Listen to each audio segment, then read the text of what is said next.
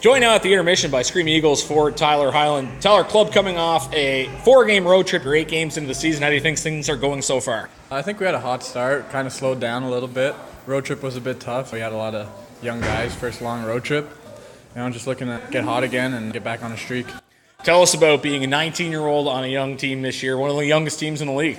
Yeah, it's fun for sure. I've had experience in the league. It's my 4th year now, so it's definitely fun to be one of the older guys, be a leader out there, and see the younger guys develop is definitely a fun time. Just your 2nd year in Cape Breton. Of course, you started in Blainville, but you already seem to like being involved in the community. You're probably one of the people that had the most fun high-fiving the fans. And remember, too, during the preseason barbecue, how much does that mean to you to be involved in the community? I love it here. Everybody's been so nice to me ever since I got here. It's become my second home. I just want to give back and be as nice as they've been to me, to them. And, of course, it also means a lot, too, I'm sure, to go back to Quebec like you guys did on the weekend. You have a whole bunch of players going back to see their family. What are those trips like from that respect? Yeah, for sure. That's always really fun. You don't always get to play in front of family and friends, being from Montreal. Whenever you get to play in front of them, it's definitely a little bit of extra motivation, and get to see them after the game is definitely refreshing. So it's awesome. We love those trips.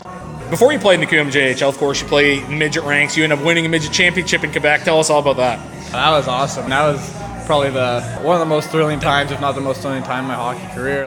Winning the championship is something you never forget. Even if it was midget, it's something that's special. It doesn't happen all the time. It doesn't happen every year. And I think that winning that championship, you create a special bond with all those players on that team. And it was just an amazing experience to get to go to the TELUS Cup. It's a great event, and came up a little bit short on the national championship there, triple overtime, but it was a thrill, and I'll never forget it. Ryan McClellan ever tease you about coming up short at TELUS Cup? He's let me know. He let me know a couple times, but he's a good guy. Any players on that team that the Q fans would recognize? I think a lot of them are out of the league, but right now there's still Pascal Laberge. He plays in Victo. A couple guys played in the league and came and gone. Doucet, Sabourin. I don't think they're playing as 20s, but those are guys that played in the Q for sure. Outside of hockey, understand you played football a little bit. Tell us about your football career, as it were, and your football fanship also. Well, obviously I'm a huge Pats fan, even if that rubs a lot of people the wrong way. Love Tom Brady. I love football. It's definitely my next favorite sport after hockey.